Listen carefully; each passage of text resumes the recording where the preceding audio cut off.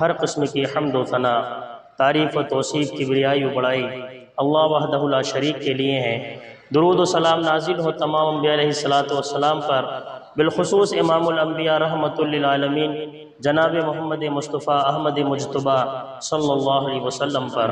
اللہم صلی علی محمد وعلی آل محمد کما صلیت علی ابراہیم وعلی آل ابراہیم انکا حمید مجید۔ اللہم بارک علی محمد وعلی آل محمد کما بارکت علی ابراہیم وعلی آل ابراہیم انکا حمید مجید۔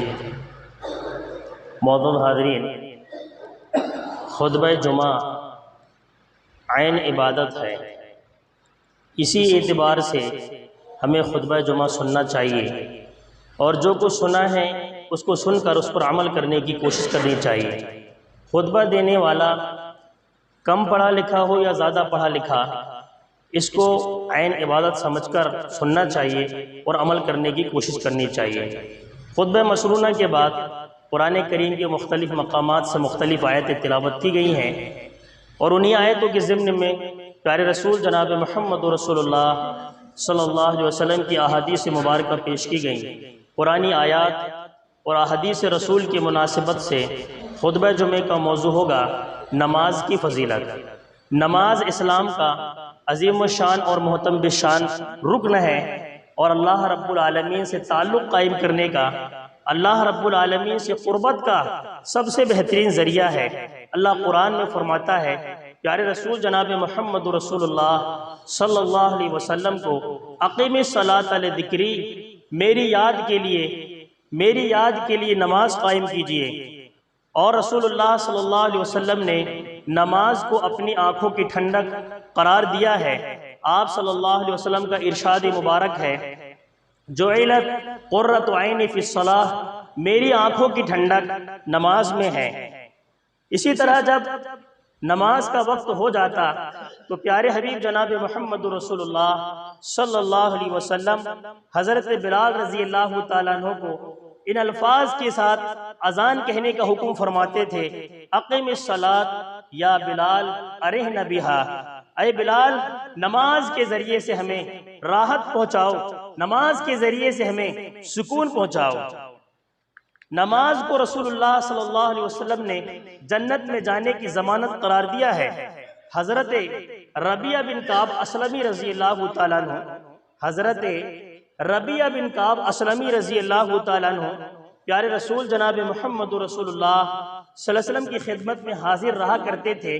آپ صلی اللہ علیہ وسلم کی ضروریات وغیرہ کا سامان لا دیا کرتے تھے، وضو وغیرہ کا پانی رکھ دیا کرتے تھے۔ ایک مرتبہ آپ صلی اللہ علیہ وسلم نے ان کی خدمت سے خوش ہو کر ارشاد فرمایا، مانگو ربیعہ کیا مانگنا چاہتے ہو، مانگو ربیعہ کیا مانگنا چاہتے ہو۔ حضرت ربیعہ بن کعب اسلمی رضی اللہ تعالیٰ عنہ نے کہا، اللہ کے رسول، جس طرح دنیا میں آپ کی رفاقت مجھے نصیب ہے، جس طرح دنیا میں آپ کا ساتھ مجھے نصیب ہے، ایسا ہی میں جنت میں آپ کا ساتھ چاہتا ہوں، ایسا ہی میں جنت میں آپ کی رفاقت چاہتا ہوں۔ ہم اور آپ غور کریں، اگر ہمیں کہہ دیا جاتا کہ مانگو کیا مانگنا چاہتے ہو، تو دنیا کی مول و دولت مانگ لیتے، دنیا کی جاہ و حشمت مانگ لیتے، دنیا کے ساز و سامان مانگ لیتے، لیکن صحابہ بھی پیارے حبیب جناب محمد رسول اللہ صلی اللہ علیہ وسلم سے کس قدر محبت کیا کرتے تھے۔ ان کی تمنا آرزو تو یہ ہوا کرتی تھی، ان کی خواہش تو یہ تھی کہ جس طرح دنیا کے اندر رسول اللہ صلی اللہ علیہ وسلم کی رفاقت نصیب ہے، جس طرح دنیا کے اندر رسول ان کا ساتھ نصیب ہے، ایسے ہی جنت میں بھی رفاقت مل جائے، ایسے ہی جنت میں بھی ساتھ نصیب ہو جائے۔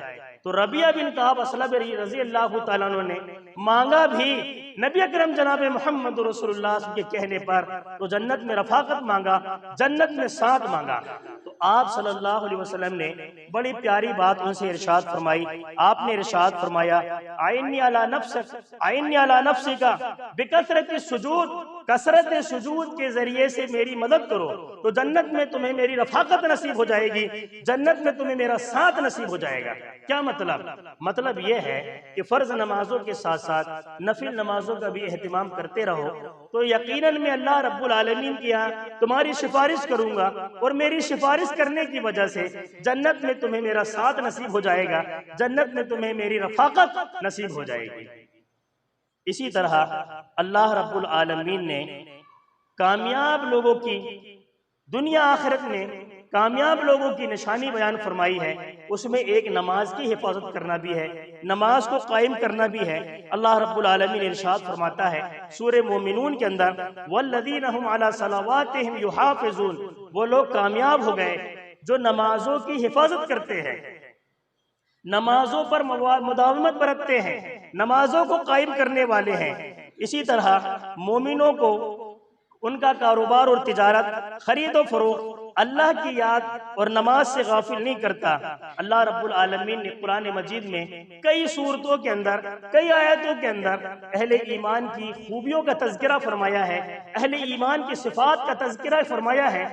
ان میں سے مومنوں کی ایک صفت نماز کو قائم کرنا بھی قرار دیا ہے۔ اللہ رب العالمین ارشاد فرماتا ہے سورہ انفال کے اندر، اولئک الذین یقیمون الصلاۃ ومما رزقناہم ينفقون اولئک هم المؤمنون حقا لهم درجات عند ربهم ومغفرۃ ورزق کریم۔ اللہ ارشاد فرماتا ہے وہ لوگ جو نماز قائم کرنے والے ہیں۔ آپ پورا قرآن مجید پڑھ جائیے، پورے قرآن مجید کا مطالعہ کر جائیے، قرآن مجید میں کہیں بھی آپ کو نماز پڑھنے کا حکم نہیں ملے گا، نماز پڑھنے کا ذکر نہیں ملے گا، نماز قائم کرنے کا تذکرہ ملتا ہے۔ نماز قائم کیجئے۔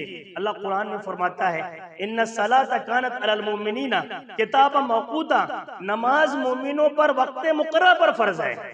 تو نماز قائم کرنے کا مطلب کیا ہے؟ وہ نماز پڑھنے کا مطلب کیا ہے؟ نماز قائم کرنے کا مطلب یہ ہے کہ نماز کو اس کے اول وقت میں اس کے لوازمات کے ساتھ، طہارت کے ساتھ، خشوع خضوع عاجزی انکساری کے ساتھ ادا کرنا، یہ نماز کا قائم کرنا ہے۔ نماز کو اس کے اول وقت میں ادا کرنا، نماز کے اوقات کی حفاظت کرنا۔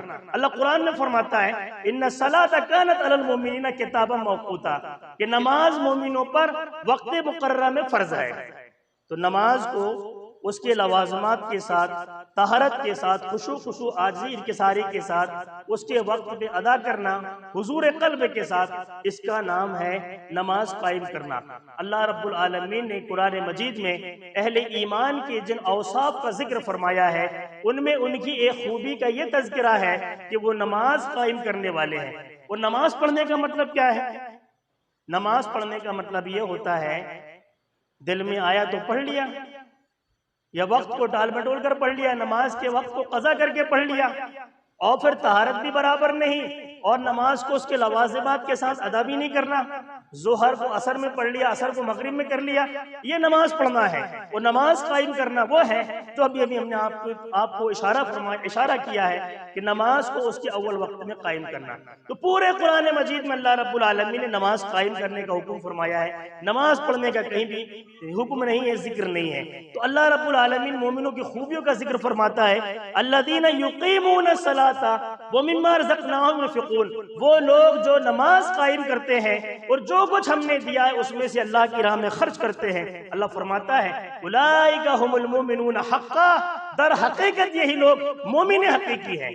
قرآن کریم نماز قائم کرنے والوں کو اور زکوٰۃ ادا کرنے والوں کو، صدقات و خیرات ادا کرنے والوں کو مومن حقیقی ہونے کی سند دیتا ہے، مومن حقیقی ہونے کا سرٹیفکیٹ دیتا ہے۔ اور ارشاد فرمایا اب جو لوگ نماز قائم کریں گے، زکوٰۃ ادا کریں گے، ان کے لیے کچھ انعامات کا بھی اللہ نے ذکر فرمایا ہے۔ اللہ فرماتا ہے لَهُمْ دَرَجَاتٌ عِنْدَ رَبِّهِمْ وَمَغْفِرَةٌ وَرِزْقٌ کریم۔ اللہ ارشاد فرماتا ہے ان لوگوں کے لیے، اس طرح کے اوصاف والے مومنوں کے لیے، ان لوگوں کے لیے ان کے رب کے پاس بلند درجات ہیں، جنت میں درجے ہیں، جنت میں درجے ہیں۔ تو ایسے لوگوں کے لیے بلند درجات ہیں۔ اور فرمایا وَمَغْفِرَةٌ، اللہ کی رحمتیں ہیں، بخششیں ہیں، وَرِزْقٌ کریم، اور عزت والی روزی ہے۔ ایک مومن کو دنیا آخرت میں کیا چاہیے؟ یہ تو چاہیے اللہ کی قربت چاہیے، اللہ کی نزدیکی چاہیے، اور وہ ملے گا نماز کے ذریعے سے۔ اسی طرح اللہ کی رحمت اور بخششیں، یہ سب مومنوں پر اللہ کے انعام ہیں۔ اور رزق کریم، عزت والی روزی، ہر شخص چاہتا ہے کہ اسے عزت والی روزی ملے، نہ کہ ذلت والی۔ اگر عزت والی روزی ہم چاہتے ہیں اگر ہم چاہتے ہیں کہ ہمارے درجات بارگاہ الہی میں بلند ہو جائیں، اگر ہم چاہتے ہیں کہ رب کی رحمتوں اور بخششوں اور نوازشوں کے ہم حقدار اور مستحق ہو جائیں، تو پھر ہمیں مومن حقیقی کی سند لینا پڑے گا، ان اوصاف کو اپنے اندر پیدا کرنا پڑے گا جن اوصاف کا تذکرہ اللہ رب العالمین نے قرآن حکیم میں فرمایا ہے۔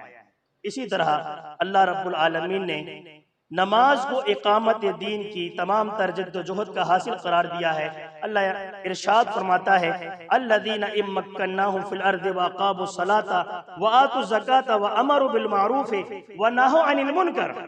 اللہ نے نیک لوگوں کا تذکرہ فرمایا ہے، اگر ہم انہیں زمین میں خلافت بخشیں گے، اگر ہم زمین میں اقتدار بخشیں گے تو یہ لوگ نماز قائم کرنے والے ہوں گے اور زکوٰۃ ادا کرنے والے ہوں گے، نیکیوں کا حکم کرنے والے ہوں گے اور خود نیک کام کرنے والے ہوں گے، اور برائیوں سے منع کرنے والے ہوں گے اور خود برائیوں سے بچنے والے ہوں گے، تو نماز قائم کرنے والے ہوں گے۔ اگر ہم اچھے لوگوں کو ان کو خلافت بخشیں گے، ان کو اقتدار بخشیں گے زمین میں، تو نیک لوگ یہ سب کام کریں گے۔ اسی طرح دکھ ہو یا تکلیف ہو، یہ رنج غم ہو یا پھر مسرت اور شادمانی ہو، مومن کا سب سے بڑا ہتھیار ان مواقع پر نماز۔ اللہ رب العالمین قرآن کریم میں بیان فرماتا ہے یا ایھا الذین آمنوا استعینوا بالصبر والصلاۃ ان اللہ مع الصابرین۔ اے ایمان والو، صبر کے ذریعے سے اور نماز کے ذریعے سے اللہ کی استعانت حاصل کرو، اللہ کی مدد حاصل کرو۔ اور پیارے حبیب جناب محمد رسول اللہ صلی اللہ علیہ وسلم کے متعلق آتا ہے، حضرت حذیفہ رضی اللہ تعالیٰ بیان کرتے ہیں اذا کان النبی صلی اللہ علیہ وسلم اذا حضبہ امر صلی، آپ صلی اللہ علیہ وسلم کو جب بھی کوئی اہم معاملہ درپیش ہوتا، جب بھی کوئی اہم معاملہ درپیش ہوتا تو آپ صلی اللہ علیہ وسلم نماز کی طرف رجوع فرماتے تھے، یعنی نماز کا اہتمام فرمایا کرتے تھے۔ صحابہ کرام بیان کرتے ہیں کہ آپ صلی اللہ علیہ وسلم کو دکھ، تکلیف، رنج، غم، الم جب بھی پہنچتا، مصیبت و پریشانی، سب سے پہلے وضو بناتے، 2 رکعت نماز کا اہتمام فرماتے اور اس مصیبت و پریشانی کے ٹلنے کی دعا فرماتے۔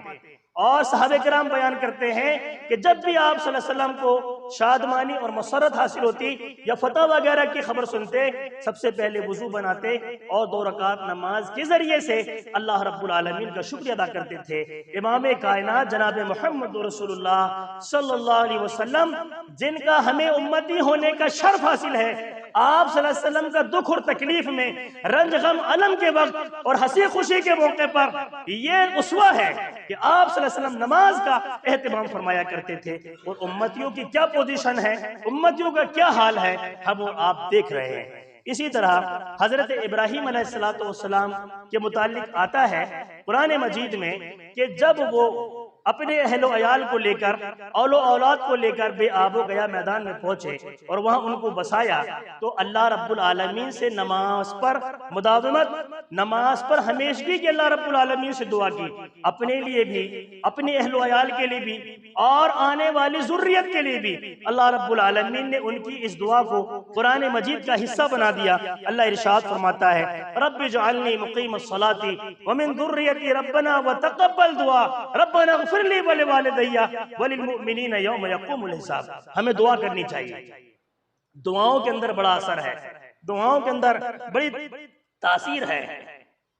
امام ناصر الدین البانی رحمہ اللہ نے اپنی الصحیحہ کے اندر ایک روایت نقل کی ہے، اور امام ابن ماجہ نے بھی اس روایت کو اپنی سنن میں ذکر کیا ہے کہ جنت میں ایک جنتی کا درجہ بلند ہو جاتا ہے، وہ کہتا ہے میرے رب یہ سب کیسے ہو گیا، ابھی تو میں نیچے درجے پر تھا، اعلیٰ درجے پر کیسے آ گیا؟ اللہ فرماتا ہے میرے فرشتوں، میرے بندے سے کہہ دو اس کے عزیز و اقارب، اس کے دوست و احباب، اس کی اول و اولاد کے دعائے مغفرت اور دعائے رحمت کرنے کے سبب اللہ نے تیرا درجہ جنت میں بلند کر دیا ہے۔ آپ غور کیجئے دعا کہاں کی جا رہی ہے اور درجات کہاں بلند ہو رہے ہیں۔ اس لیے علامہ اقبال رحمہ اللہ نے کہا تھا معذرت کے ساتھ کہ دل سے جو دعا نکلتی اثر رکھتی ہے، پر نہیں طاقت پرواز مگر رکھتی ہے، تو دعاؤں کے اندر بڑا اثر ہے۔ ابراہیم علیہ السلام نے اپنے لیے، اپنے اہل و عیال کے لیے، اپنی ذریت کے لیے نماز پر قائم دائم رہنے کی اللہ رب العالمین سے دعا فرمائی ہے، اللہ رب العالمین سے دعا کی ہے۔ ہمیں چاہیے، اولاد کے تو بڑے شکوے کرتے ہیں اولاد نافرمان ہوتی جا رہی ہے، اولاد باغی ہوتی جا رہی ہے، تو ان کی بغاوت سے باز رہنے کے لیے، ان کی اطاعت و فرما برداری کے لیے اللہ سے دعا کرنی چاہیے۔ اور ایک مسئلہ آپ کو میں بتاتا چلوں کہ جو لوگ بے نمازی ہیں، ہم ان کو بے نمازی تو کہتے ہیں، لیکن کبھی نماز کے لیے ان کے لیے دعا کی، کبھی اللہ کے گھر سے قریب آنے کے لیے ان سے دعا کی، ان کے لیے دعا کی؟ دعاؤں کے اندر بڑا اثر ہے، ہمیں دعا کرنی چاہیے۔ جو لوگ بے نمازی ہیں وہ نمازی بن جائیں، جو اللہ کے گھر سے دور ہے اللہ کے گھر سے جڑ جائیں، ایسے لوگوں کے لیے دعا کرنی چاہیے۔ اپنے اولاد کے حق میں دعا کرنی چاہیے، اولاد کو چاہیے کہ والدین کے حق میں دعا کرنی چاہیے، اور والدین کی دعا اور بد دعا دونوں بارگاہ الہی میں مقبول ہو جاتی ہیں، اس لیے ہمیشہ والدین کو اولاد کے حق میں بد دعا نہیں بلکہ دعا کرنی چاہیے۔ پتہ نہیں ہماری دعاؤں کی وجہ سے کسے ہدایت مل جائے، پتہ نہیں ہماری دعاؤں کی وجہ سے کس کی اصلاح ہو جائے، پتہ نہیں ہماری دعاؤں کی وجہ سے کون آدمی برائیاں چھوڑ دے۔ تو دعا بھی کرتے رہنی چاہیے اور اصلاح بھی کرتے رہنی چاہیے۔ تو ابراہیم علیہ السلام نے اپنی اولاد کے لیے، اپنے اہل و عیال کے لیے نماز پر قائم و دائم رہنے کی دعا کی، رب اجعلنی مقیم الصلاۃ ومن ذریتی ربنا وتقبل دعا ربنا اغفر لی ولوالدی وللمؤمنین یوم یقوم الحساب۔ اسی طرح حضرت اسماعیل علیہ السلام کا قرآن مجید میں جن اوصاف کا ذکر ہے، ان میں ایک خوبی یہ بھی بیان کی گئی ہے، ان کے اوصاف میں سے ایک صفت کا ذکر کیا گیا ہے کہ وہ نمازی بھی تھے اور اپنے اہل و عیال کو نماز کا حکم بھی فرمایا کرتے تھے اور پھر زکوٰۃ بھی ادا کیا کرتے تھے۔ اللہ ارشاد فرماتا ہے وَكَانَ يَأْمُرُ أَهْلَهُ بِالصَّلَاةِ وَالزَّكَاةِ۔ حضرت اسماعیل علیہ السلام خود نمازی تھے اور اپنے اہل و عیال کو بھی نماز کا حکم فرمایا کرتے تھے اور وہ زکوٰۃ بھی ادا کیا کرتے تھے۔ اسی طرح پیارے حبیب جناب محمد رسول اللہ صلی اللہ علیہ وسلم کو بھی قرآن میں سورہ طٰہٰ کے اندر اسی بات کا حکم ہوتا ہے وَأْمُرْ أَهْلَكَ بِالصَّلَاةِ وَاصْطَبِرْ عَلَيْهَا۔ اے نبی، آپ اپنے اہل و عیال کو نماز کا حکم دیجئے اور خدا نماز پر قائم و دائم رہنے والے بن جائیے۔ اسی طرح اللہ رب العالمین نے قرآن مجید میں منافقین کی صفت کا ذکر کیا ہے، منافقین کی خصلت اور عادتوں کا تذکرہ کیا ہے۔ فرمایا ان کے اندر بہت ساری خامیاں خرابیاں ہیں، ان کی بہت ساری عادتیں ہیں، ان میں سے ان کی ایک عادت یہ بھی ہے کہ وہ نماز کے لیے جب کھڑے ہوتے ہیں تو بڑی سستی اور کاہلی کا مظاہرہ کرتے ہیں اور نماز لوگوں کو دکھلانے کے لیے پڑھتے ہیں اور برائے نام نماز میں اللہ کا ذکر کرتے ہیں۔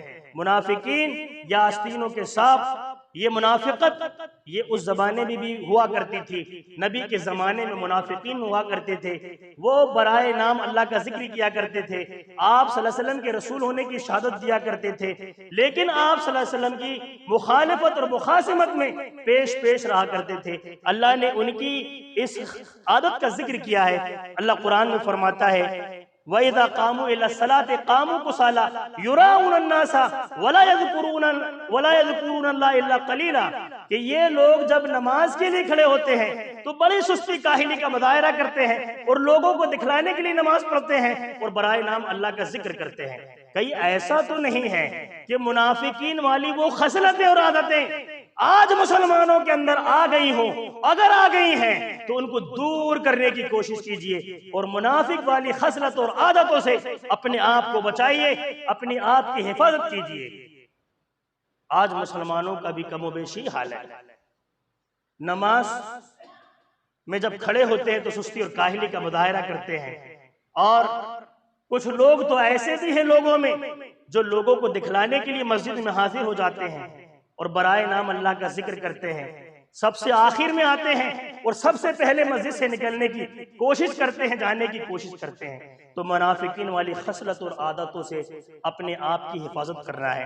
اسی طرح اللہ جل شانہ نے قرآن مجید میں مومنوں کے جن اوصاف کا ذکر فرمایا ہے، مومنوں کے جن اوصاف کا تذکرہ فرمایا ہے، ان کی ایک نشانی یہ بھی بیان کی گئی ہے الذین یؤمنون بالغیب ویقیمون الصلاۃ ومما رزقناہم ينفقون۔ مومن وہ ہیں جو امور غیبیہ پر ایمان رکھتے ہیں۔ امور غیبیہ میں بہت ساری چیزیں ہیں، اللہ کو کسی نے دیکھا نہیں ہے، لیکن ہمارا ایمان و یقین ہے کہ وہ ہمارا خالق اور مالک حقیقی ہے، اور اسی طرح جنت اور جہنم کو کسی نے دیکھا نہیں ہے لیکن اس پر ہمارا ایمان و یقین ہے۔ تقدیر کا معاملہ ہے، رسول اللہ صلی اللہ علیہ وسلم کو کسی نے دیکھا نہیں ہے لیکن ہمارا اور آپ کا آپ صلی اللہ علیہ وسلم پر ایمان کامل ہے، ایمان یقین ہے، اور ہم کو اس بات پر فخر ہے کہ ہم نبی اکرم جناب محمد رسول اللہ صلی اللہ علیہ وسلم کی امتی ہیں، اور امتی ہونے کا شرف ہمیں حاصل ہے۔ آپ سید المرسلین ہیں، آپ رحمت للعالمین ہیں، یہ سب باتیں ہمیں قرآن کے ذریعے سے معلوم ہوئی ہیں۔ تو اللہ رب العالمین نے مومنوں کا جہاں ذکر فرمایا ان کی صفات کا، تو ان کی ایک صفت یہ بھی بیان فرمائی، الذین یؤمنون بالغیب، وہ غیب پر ایمان لاتے ہیں، یعنی امور غیبیہ پر ان کا ایمان و یقین ہے، اور نماز قائم کرتے ہیں اور زکوٰۃ بھی ادا کرتے ہیں، یعنی جو کچھ ہم نے دیا ہے اس میں سے اللہ کی راہ میں خرچ کرتے ہیں۔ تو نماز کو قائم کرنا یہ مومنوں کی نشانی بتائی گئی ہے قرآن مجید میں۔ اسی طرح قوموں کی تباہی اور اقوام کی ہلاکت اور بربادی کا ایک سبب ترک نماز بھی قرار دیا گیا ہے، یعنی نماز کا چھوڑنا۔ قومیں کیوں تباہ ہو گئیں، قومیں کیوں برباد ہو گئیں، قومیں کیوں ہلاک ہو گئیں، قومیں کیوں صفحہ ہستی سے نیست نابود ہو گئیں، اس کا ایک سبب ترک نماز قرار دیا گیا ہے، یعنی نماز کا چھوڑ دینا، نمازوں کا ضائع کر دینا۔ اللہ رب العالمین قرآن مجید میں ارشاد فرماتا ہے فَخَلَفَ مِن بَعْدِهِمْ خَلْفٌ أَضَاعُوا الصَّلَاةَ وَاتَّبَعُوا الشَّهَوَاتِ فَسَوْفَ يُلْقَوْنَ غَيًّا۔ اللہ ارشاد فرماتا ہے نیک لوگوں کے بعد ان کے جانشین، ان کے وارثین کچھ ایسے بدبخت اور کمبخت لوگ ہوئے جو نمازوں کو ضائع کرنے لگے، نمازوں کو ضائع کرنے لگے اور دنیاوی مزے اڑانے لگے اور نفسانی خواہشات کی پیروی کرنے لگے۔ فَسَوْفَ يُلْقَوْنَ غَيًّا۔ اللہ ارشاد فرماتا ہے ان قریب ایسے لوگ جو نمازوں کو ضائع کرنے والے ہیں، نفسانی خواہشات کی پیروی کرنے والے ہیں، دنیا کے مزے اڑانے میں لگ گئے ہیں، اللہ کی یاد سے غافل ہو گئے ہیں، رکوع اور سجود سے دور ہو گئے ہیں، ایسے لوگ ان قریب غیہ میں داخل ہوں گے۔ یہ غیہ کیا چیز ہے؟ اہل علم نے غیہ کی توضیح اور تشریح فرمائی ہے۔ اہل علم نے غیہ کی ڈیفینیشن بیان کی ہے۔ غیہ یہ جہنم کی وادیوں میں سے ایک وادی ہے، یہ جہنم کی کھائیوں میں سے ایک کھائی ہے، یہ جہنم کے گڑھے میں سے ایک گڑھا ہے۔ غیہ یہ جہنم کی وادیوں میں سے ایک وادی ہے۔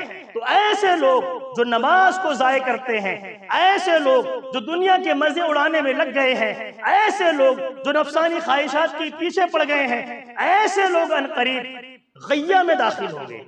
اسی طرح اللہ رب العالمین نے قرآن مجید میں ان لوگوں کا ذکر کیا ہے جو نماز دکھلاوے کے لیے پڑھتے ہیں اور نمازوں کے اندر ریاکاری کا اظہار کرتے ہیں، ایسے لوگوں کے متعلق ارشاد فرمایا فَوَيْلٌ لِّلْمُصَلِّينَ الَّذِينَ هُمْ عَن صَلَاتِهِمْ سَاهُونَ الَّذِينَ هُمْ يُرَاءُونَ۔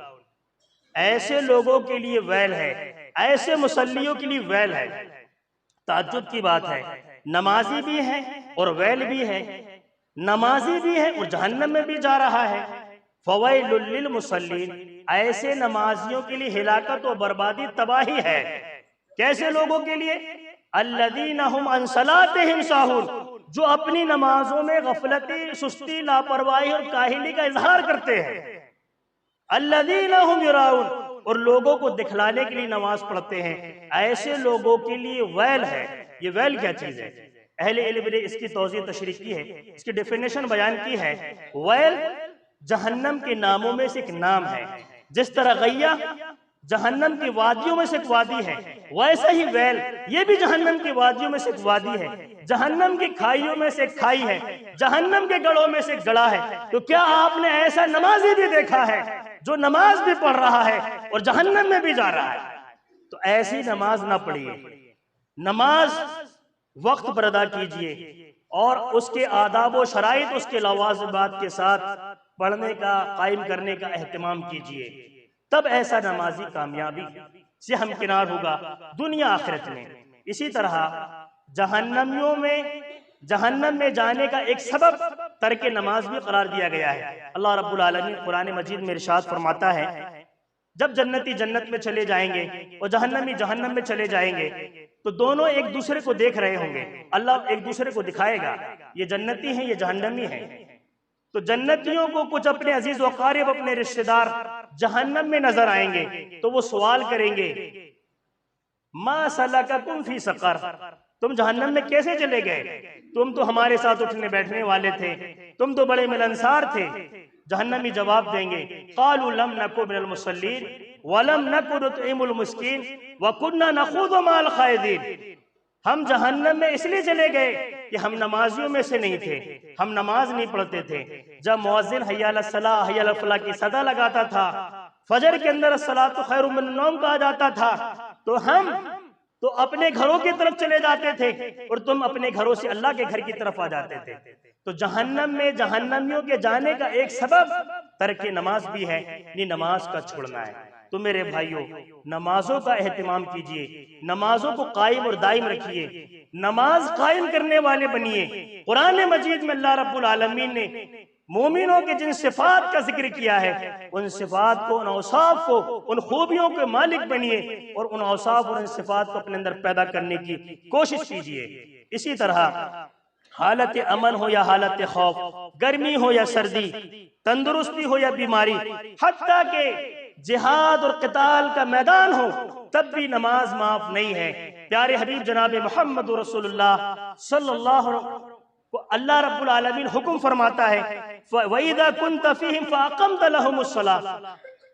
اگر عین میدان جنگ میں بھی، عین میدان قتال میں بھی نماز کا وقت ہو جائے تو مجاہدین کی دو جماعتیں کر لی جائیں، ایک جماعت دشمنوں کے مقابلے میں ڈٹ جائے اور دوسری جماعت بارگاہ الہی میں جھک جائے۔ جہاد اور قتال کے موقع پر بھی نماز جیسا عظیم الشان و محترم بالشان فریضہ معاف نہیں ہے، تو ہم نے اپنے گاؤں میں، اپنی بستی میں، حالت امن میں کیوں معاف کر رکھا ہے؟ اسی طرح پیارے حبیب جناب محمد رسول اللہ صلی اللہ علیہ وسلم کے متعلق آتا ہے کہ 5 فرض نمازوں کے علاوہ آپ صلی اللہ علیہ وسلم نماز تہجد، نماز اشراق، نماز چاشت، تحیۃ الوضو اور تحیۃ المسجد کا بھی اہتمام فرمایا کرتے تھے۔ پھر خاص خاص مواقع پر اپنے رب کے حضور توبہ استغفار کے لیے نماز ہی کو ذریعہ بنایا کرتے تھے۔ خسوف ہو یا کسوف مسجد تشریف لے جاتے، زلزلہ ہو یا آندھی مسجد تشریف لے جاتے، طوفان ہو یا باد باران مسجد تشریف لے جاتے، فاقے کی نوبت ہو مسجد تشریف لے جاتے، پریشانی، تکلیف، رنج، غم، الم کا موقع ہو مسجد تشریف لے جاتے تھے۔ اور جب سفر سے واپس آتے تھے تو سب سے پہلے اپنے گھر نہیں جاتے تھے بلکہ اللہ کے دربار میں جاتے تھے، اللہ کے گھر کو جاتے تھے، مسجد میں جاتے تھے، اور سفر سے واپسی پر شکرانے کی 2 رکعت نماز ادا کر کے مسجد میں پھر اپنے گھر کو جاتے تھے۔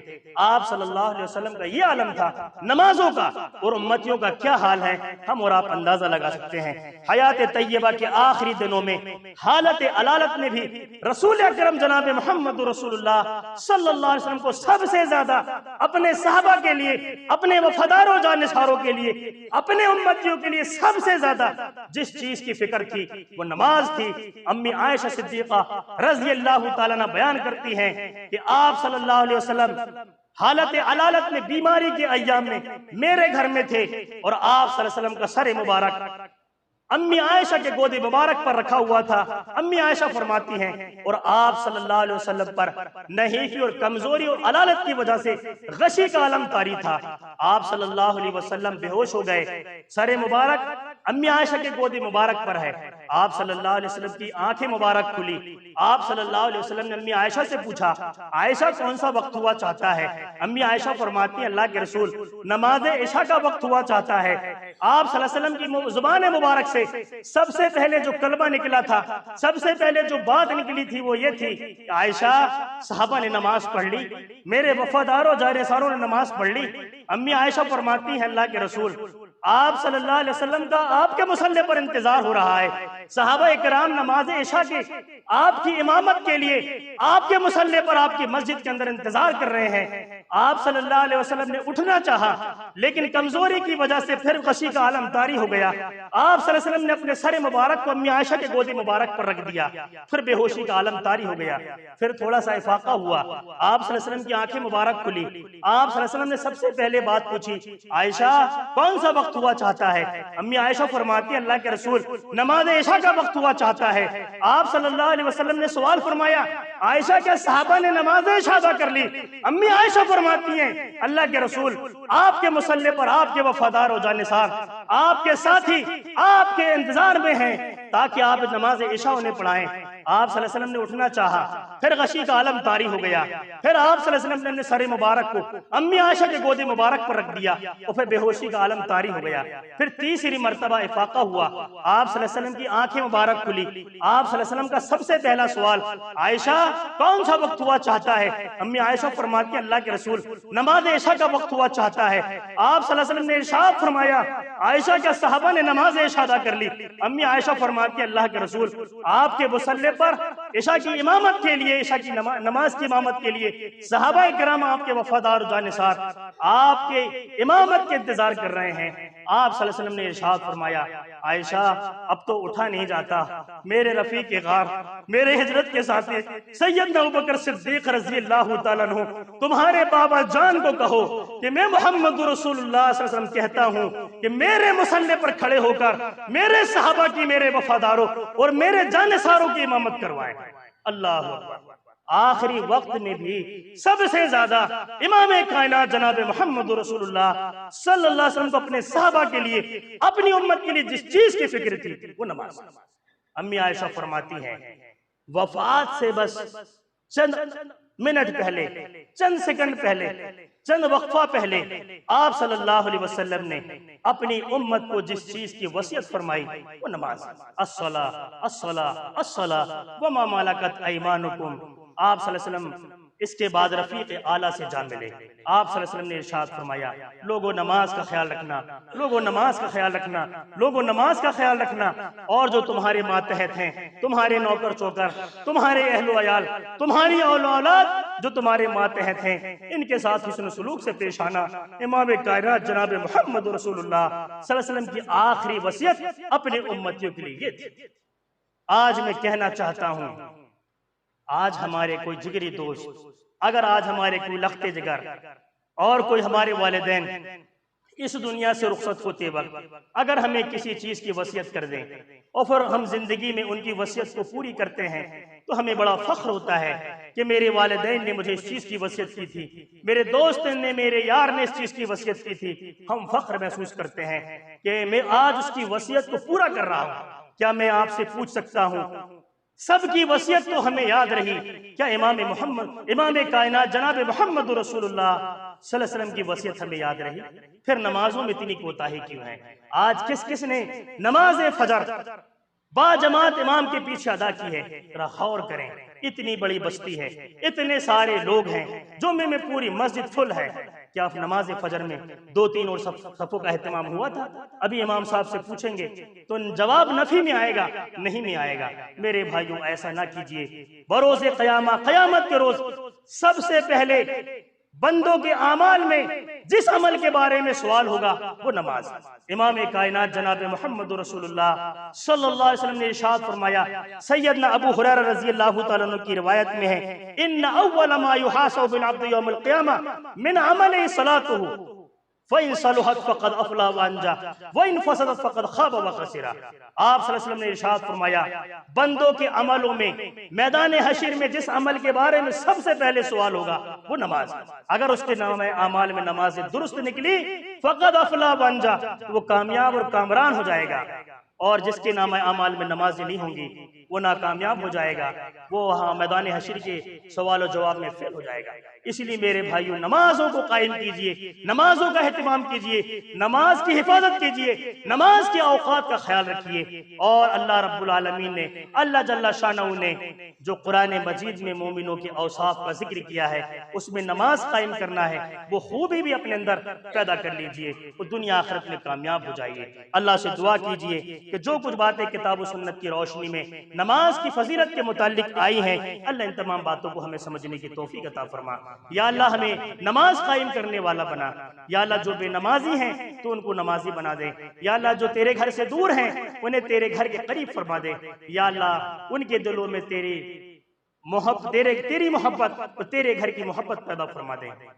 یا اللہ ہم خطا کار گناہ گار ہیں، سب کچھ ہے تیرے بندے ہیں، تو غفار ستار رحمان الرحیم ہے، اپنے گناہوں پر نادم و شرمندہ ہے۔ یا اللہ ہماری غلطی خطاؤں لغزشوں کو معاف فرما کر تو ہم سے راضی خوش ہو جا۔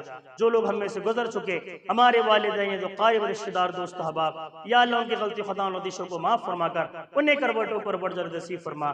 اللہ عذاب قبر سے ہماری حفاظت فرما، قبر کے سوال و جواب میں ہماری آسانی فرما، میدان حشر کے سوال و جواب میں ہماری آسانی فرما۔ پیارے حبیب جناب محمد رسول اللہ صلی اللہ علیہ وسلم کی شفاعت کا میدان حشر میں حقدار بنا۔ آپ صلی اللہ علیہ وسلم کے دست مبارک حوض کوثر سے جام کوثر نصیب فرما۔ یا اللہ پل صراط کے راستے کو مومنوں کے لیے آسان فرما۔ یا اللہ جو ہم میں سے بیمار ہیں انہیں شفا دے، شفا کاملہ عطا فرما۔ یا اللہ جو بیار و مددگار ہیں تو ان کی مدد فرما، جو مظلوم ہیں تو ان کی داد رسی فرما۔ قید و بند کی صعوبتوں میں جیل کی سلاخوں کے پیچھے جو لوگ میرے مولا ان کی رہائی کی کوئی سبیل پیدا فرما، ہر قسم کا تعاون کے ساتھ ہمیں کرنے کی توفیق عطا فرما۔ یا اللہ ہمیں بڑوں کا ادب احترام اور چھوٹوں کا شفقت و مہربانی سے پیش آنے کی توفیق عطا فرما۔ یا اللہ عالم اور حافظوں کی ہمیں عزت کرنے کی توفیق عطا فرما۔ یا اللہ والدین کے ساتھ ہمیں حسن سلوک کی توفیق عطا فرما۔ یا اللہ جب تک تو ہمیں زندہ رکھنا ایمان بالخیر اور جب خاتمہ ہو ایمان بالخیر۔ آمین۔ ربنا تقبل منا انک انت السمیع العلیم وتب علینا انک انت التواب الرحیم۔